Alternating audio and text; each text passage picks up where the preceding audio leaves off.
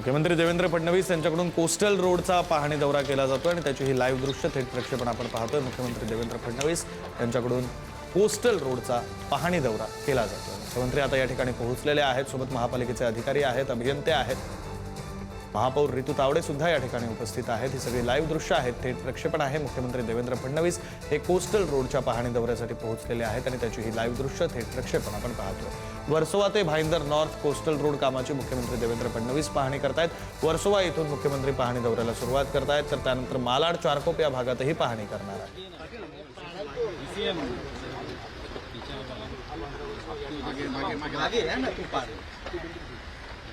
Coastal road संदर्भातली मॅपच्या माध्यमातून माहिती, नकाशाच्या माध्यमातून माहिती मुख्यमंत्री देवेंद्र फडणवीस घेत आहेत। त्यांना माहिती देण्यासाठी अधिकारी, अभियंते हे सुद्धा यावेळी उपस्थित आहेत, तर मुंबईच्या महापौर रितू तावडे सुद्धा या ठिकाणी उपस्थित आहेत। मुख्यमंत्री देवेंद्र फडणवीस मुंबईकरांसाठी अत्यंत महत्त्वाच्या असलेल्या कोस्टल रोडची पाहणी करता आहेत आणि त्याची ही लाईव्ह दृश्य आपण पुढारी न्यूजच्या टीव्ही स्क्रीनवर पाहतोय। मुंबईकरांसाठी महत्त्वाचा, मुख्यमंत्री देवेंद्र फडणवीसांचा महत्त्वाकांक्षी असा हा प्रकल्प वर्सोवा ते भाईंदर कोस्टल रोड कामाची मुख्यमंत्री देवेंद्र फडणवीस पाहणी करत आहेत। वर्सोवा ते भाईंदर अर्थात भाईंदर मीरा भाईंदरला थेट मुंबईच्या पश्चिम उपनगराशी जोडणारा हा प्रकल्प आहे।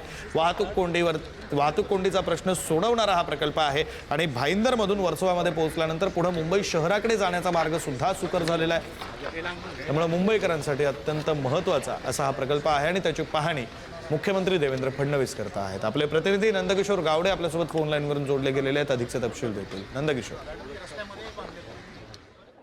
विक्रांत, वर्सोवा ते भाईंदर हे नॉर्थ कोस्टल रोड जो आहे त्या कामाची जी सुरुवात आहे ती झालेली होती। बऱ्यापैकी जे काम आहे ते सुरू असलेलं आपल्याला पाहायला मिळतात। मी ठिकठिकाणी खरं तर आज मुख्यमंत्री देवेंद्र फडणवीस हे पाहणी करणार आहेत। सुरुवात जी आहे ती वर्सोवापासून झालेली आहे। वर्सोवा ठिकाणी मुख्यमंत्री देवेंद्र फडणवीस जे आहेत ते पोहोचलेले आपल्याला पाहायला मिळतात। सोबतच संपूर्ण कोस्टल रोड प्रकल्पात MMRDचे अधिकारी असतील किंवा संपूर्ण अधिकारी वर्ग जो आहे तो या ठिकाणी आलेले आपल्याला पाहायला मिळतात। मी संपूर्ण कामाची सध्या माहिती जी आहे ते मुख्यमंत्री देवेंद्र फडणवीस घेताना आपल्याला पाहायला मिळतात। खरं तर जो वरळीपासूनचा नरिमन पॉईंट पर्यंत जो कोस्टल रोड आहे तो आपण बघितलेला होता।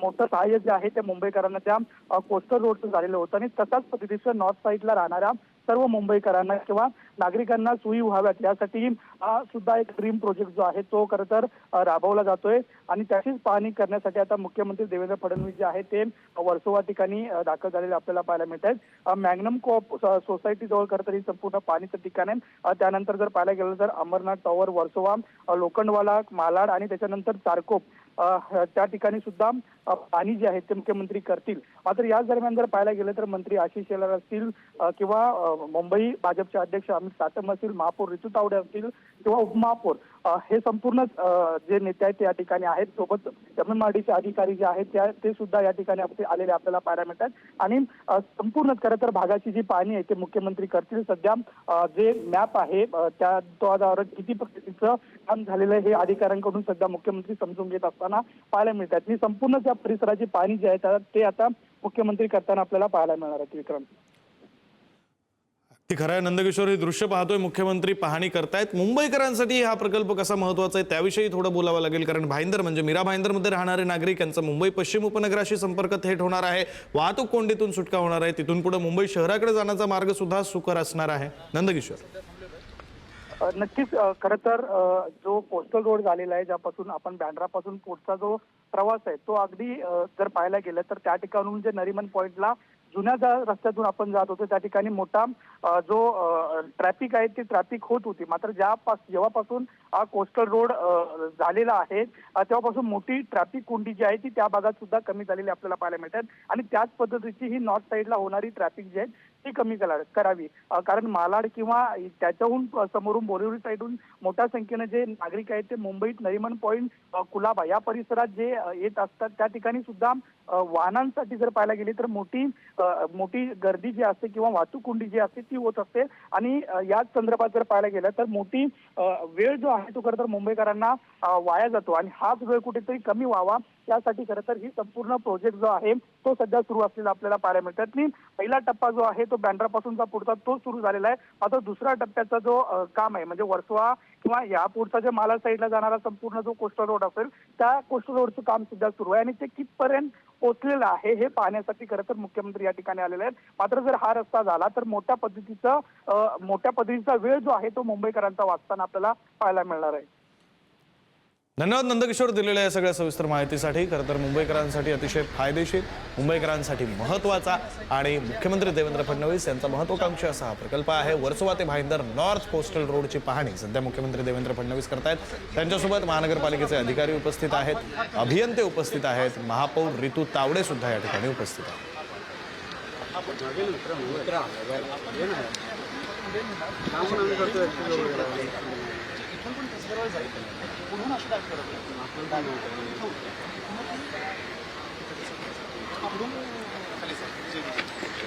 आणि एक्झिट पॉईंट आपण अशा पद्धतीने प्रत्यक्षामध्ये आता ह्या दोन्ही बाजूला क्लिअर आपले मध्ये त्यांचा राहील आणि ह्या बिल्डिंगच्या पलीकडनं ते तिकडे होतं अशा पद्धतीने।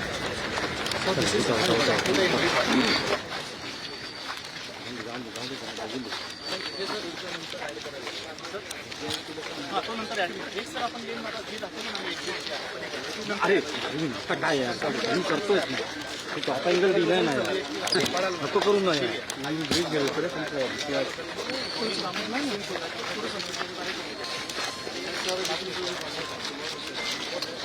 तर मोबाईल बस बस बस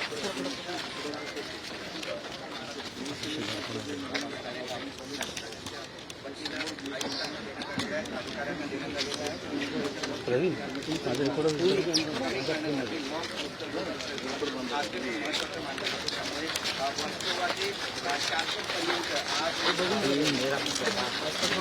माझ्या वगैरे हळूहळू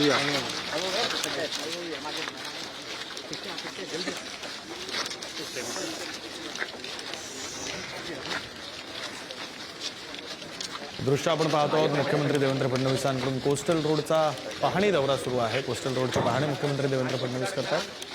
मुंबई भाजपचे अध्यक्ष अमित साटम त्यांच्यासोबत आहेत, मुंबईच्या महापौर रितू तावडे सुद्धा या ठिकाणी उपस्थित आहेत, अनेक अधिकारी सोबतच अभियंते सुद्धा उपस्थित आहेत। मुख्यमंत्री हा सगळा प्रकल्प समजावून घेत आहेत। काही वेळापूर्वी आपण पाहिलं नकाशाच्या माध्यमातून अभियंत्यांनी अधिकाऱ्यांनी त्यांना प्रकल्प समजावून सांगितला, मुख्यमंत्र्यांच्या शंकांचं निरसन केलं। मुख्यमंत्र्यांनी अर्थात काही सूचनाही केलेल्या आहेत। अतिशय महत्त्वाचा असा हा प्रकल्प आहे। भाईंदर ते वर्सोव्याचा कोस्टल रोडचा प्रकल्प। भाईंदर म्हणजे मीरा भाईंदरचा परिसर, मीरा भाईंदर महानगरपालिकेचा परिसर। तिथे राहणाऱ्या नागरिकांना मुंबईची कनेक्टिव्हिटी ही अधिक सोपी, अधिक सुलभ व्हावी यासाठीचा महत्त्वाचा हा प्रकल्प आहे।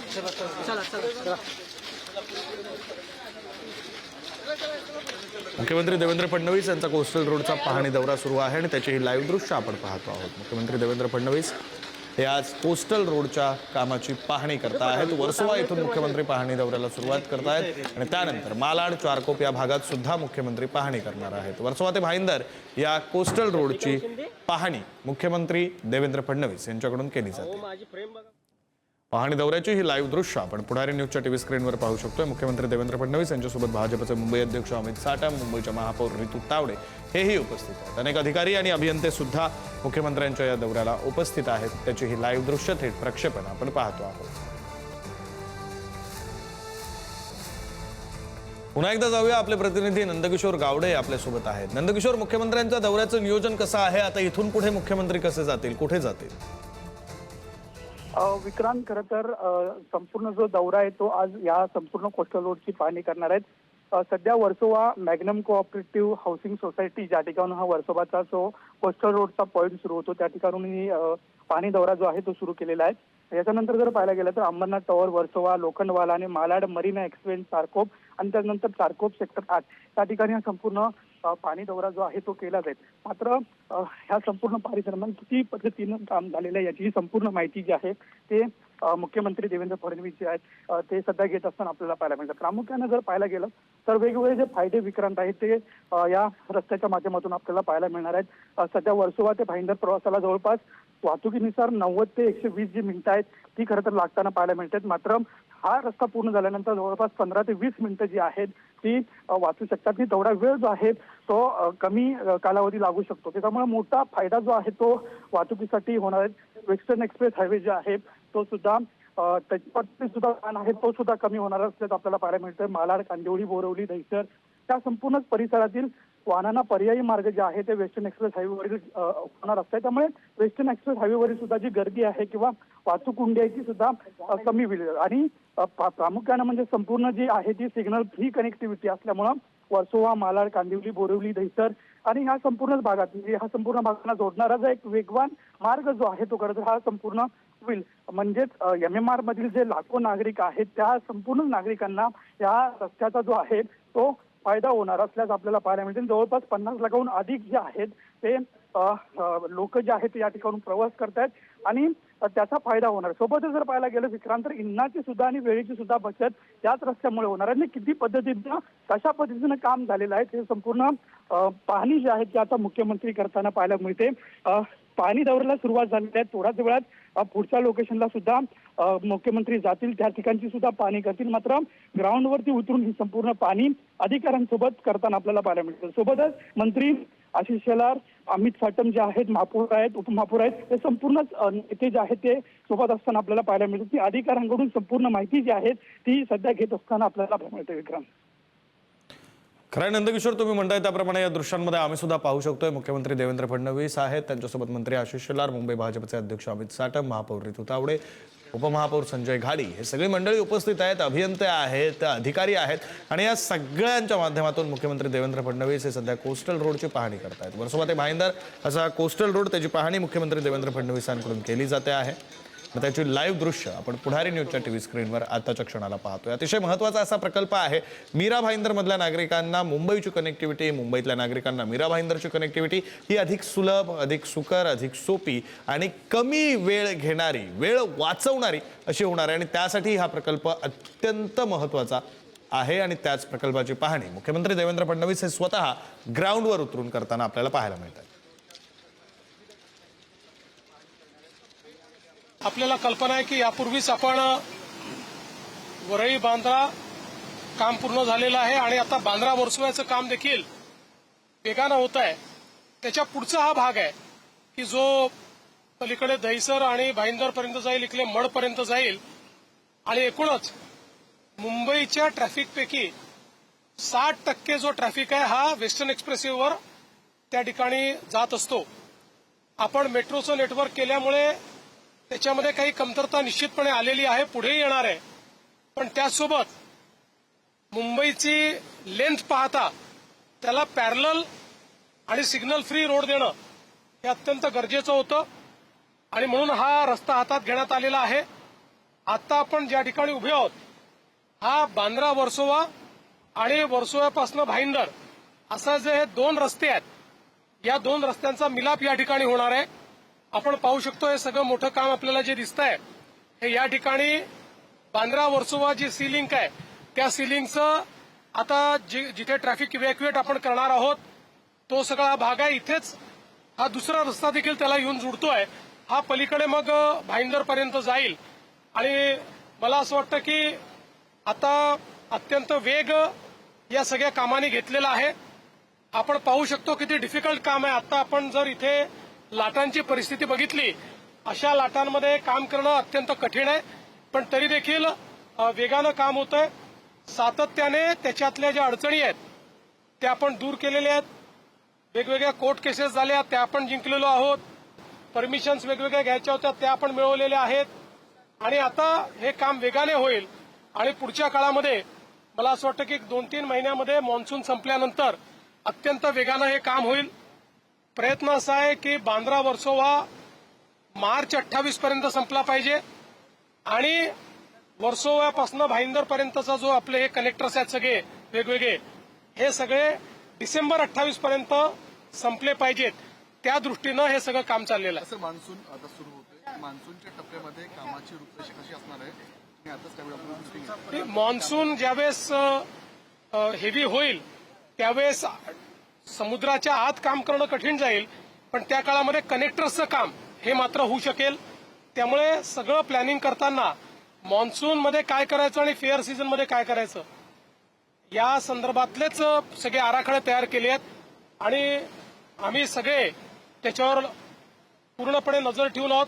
वॉर रूमच्या माध्यमातून सातत्याने त्याचं शेड्यूल काय होतं, शेड्यूल प्रमाणे चाललंय की नाही, शेड्यूलच्या मागे आहेत तर का मागे आहेत, त्यात काय अडचणी आहेत, त्या अडचणी आम्ही दूर करतो.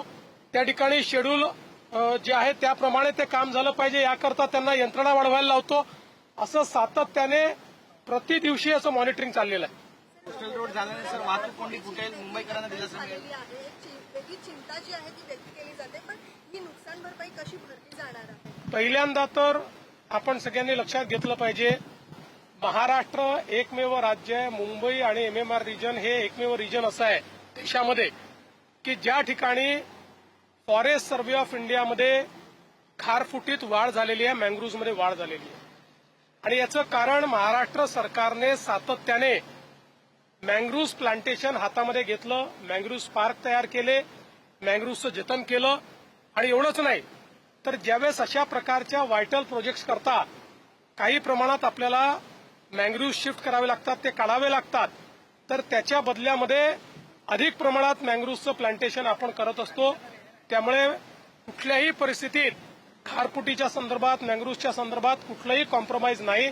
तर महाराष्ट्रामध्ये ते आम्ही वाढवतो आणि आता पुढचा सर्व्हे जेव्हा येईल त्याही वेळेस महाराष्ट्र नंबर 1च असेल. काल तुम्ही भीमाशंकरच्या प्रकल्पाची देखील पाहणी केली होती. एकंदर तुम्ही कामाचं कौतुक देखील केलं होतं. कामाबद्दल काय सांगाल? ते मुळामध्ये आपल्याला कल्पना आहे की आता पुढच्या वर्षी जुलैमध्ये कुंभ येणार आहे आणि या कुंभच्या निमित्ताने आपले जेवढे ज्योतिर्लिंग आहेत तिथे मोठ्या प्रमाणात लोक जातील. आणि मग आपण बघितलं त्र्यंबकला तर कुंभच आहे, त्यामुळे त्र्यंबकेश्वराचं काम आपण चालू केलं आहे, घृष्णेश्वराचं काम आपण चालू केलं आहे, परळी वैजनाथचं काम आपण चालू केलं आहे. भीमाशंकर अशी जागा आहे की ज्या ठिकाणी जागा कमी होती आणि त्या ठिकाणी काम करणं देखील कठीण होतं, कारण तिथे फॉरेस्ट आहे, तिथे बायोडायव्हर्सिटी आहे, तिथे वेस्टर्न घाट आहे, तिथे शेकरू जे आपलं राज्य हे प्राणी आहे त्याचं एक मोठं ते इकोसिस्टीम आहे. अशा याच्यातही अतिशय चांगल्या पद्धतीनं काम चाललेलं आहे. त्या ठिकाणी विशेषतः मला सांगताना आनंद वाटतो की गावकऱ्यांनी जे समर्थन दिलेलं आहे, 150 घरांचं संपूर्ण गाव जे त्या मंदिराच्या आजूबाजूला आहे ते संपूर्ण गाव शिफ्ट व्हायला तयार झालेलं आहे आणि जवळपास 1.5 किलोमीटरवर ते पूर्ण गाव हे आम्ही एक आदर्श गाव म्हणून त्या ठिकाणी शिफ्ट करतोय. त्यामुळे देशातलं एक आश्चर्य म्हणून या संपूर्ण देवस्थानाकडे पाहिलं जाईल आणि याचं काम जे 1.5 वर्षात करायचं होतं, जे प्रॉपर मंदिराचं काम आहे ते काम 6 महिन्यात आपल्या प्रशासनाने पूर्ण केलं आहे. जिल्हाधिकारी असतील, जिल्हा प्रशासन असेल आणि PWD असेल, या सगळ्यांनी अतिशय उत्तम काम त्या ठिकाणी केलं. सद्यस्थितीत महाराष्ट्रामध्ये अर्थखातं सांभाळण्यासाठी एकमेव व्यक्ती योग्य आहे ते म्हणजे देवेंद्र फडणवीस, असं संजय राऊतांच्या वक्तव्य केलं. हे लास्ट सर्टिफिकेट आहे ज्याची मला आवश्यकता होती. आता कुठले सर्टिफिकेट घ्यायला मला लावताय तुम्ही. त्यामुळे मला असं वाटतं की महाराष्ट्रामध्ये आमच्या महायुतीमध्ये अनेक नेते आहेत जे हा जो काही अर्थ खात्याचा कारभार आहे तो सांभाळू शकतात. सध्या मी तो सांभाळतो आहे, भविष्यात बघूया. सर दुसरा एक पॉलिटिकल प्रश्न, राज ठाकरेंचा वाढदिवस आज आहे, तुमचे मित्र आहेत, त्यांना काय शुभेच्छा दिलेल्या आहेत ते मी निश्चितपणे राज ठाकरे यांना मनापासून शुभेच्छा देतो आणि त्यांच्या जन्मदिवसाच्या निमित्ताने ईश्वर त्यांना आशीर्वाद देव अशा प्रकारची मनोकामना व्यक्त करतो. दुसऱ्या बाजूला राज्यामध्ये शिवसेनेकडनं ऑपरेशन टायगरची सुद्धा चर्चा केली जाते. आता जसं विचारण्यात आलं, आज मातोश्रीवर खासदारांची बैठक सुद्धा बोलवण्यात आली, परंतु माहिती अशी मिळते की काही खासदार अनुपस्थित राहतील. मला त्याची काही कल्पना नाही, कोण येणार आहे, कोण जाणार आहे. आता बैठक झाली की कोण कोण होतंय मला सांगा, कोण नव्हतं ते देखील मला सांगा. म्हणजे मग सर एकीकडे आपण पाहत असाल तर उबाटाच्या सर एक मिनिट, एकीकडे उबाटाच्या ज्या बैठका होतात तिकडे खासदार अनुपस्थित राहतात, दुसरीकडे आपल्या प्रदेशाध्यक्षांचा दौरा सुरू आहे, तिकडे शरद पवार गटातले आमदार आपल्याला उपस्थित राहताना पाहायला मिळतात. प्रेम आहे, दुसरं काही नाही आहे. प्रेम आहे, फक्त प्रेम आहे, शुद्ध प्रेम आहे. पट्टे मारण्यात आलेले आहे, त्याच्यामुळे 2 समाजांमध्ये ती निर्माण झाली. पहिल्यांदा तर मला असं वाटतं की कोणीही कुठल्याही समाजाला एकमेकासमोर उभं करणं हे योग्य नाही. समाजात तेढ निर्माण करणं हे देखील योग्य नाही. एखाद्या समाजाची एखादी परंपरा असेल तर ती परंपरा त्यांनी सांभाळली पाहिजे, इतर समाजांनी त्याचा एक प्रकारे मला असं वाटतं की आदर केला पाहिजे आणि इतर समाजाचा आदर देखील ज्यांची परंपरा आहे त्यांनी केला पाहिजे. दोघांनी एकमेकाचा आदर करणं हे मला असं वाटतं की आपल्या संस्कृतीत एकमेकाचा आदर करणं हेच महत्वाचं आहे. विनाकारण प्रत्येक गोष्टीला वादामध्ये नेऊन त्याच्यामध्ये राजकारण ओतणं यांनी कधीच फायदा होत नाही, त्यांनी मतं देखील मिळत नाही. परंतु याला सांस्कृतिक या सगळ्या प्रकाराला सांस्कृतिक दहशतवाद म्हणून मनसेकडनं संबोधित केलं जातं. हे कितपत योग्य? मी तुम्हाला एक सांगू का, अनेक वेळा चर्चेत राहण्याकरता वेगवेगळे लोक वेगवेगळ्या गोष्टी करत असतात. त्या प्रत्येक गोष्टीला मुख्यमंत्री म्हणून मी बोललोच पाहिजे, प्रतिक्रिया दिलीच पाहिजे असं मला वाटत नाही. सर, भाजप आणि शिवसेना शिंदे यांच्यामध्ये अनेक जे प्रकल्प आहेत, शिवसेनेचे प्रकल्प आहेत, आरोप केला जातो. कोणी केला नाही, कोणी करणारही नाही. आम्ही एकत्रित आहोत. तुमच्या डोक्यातनं काढा ते.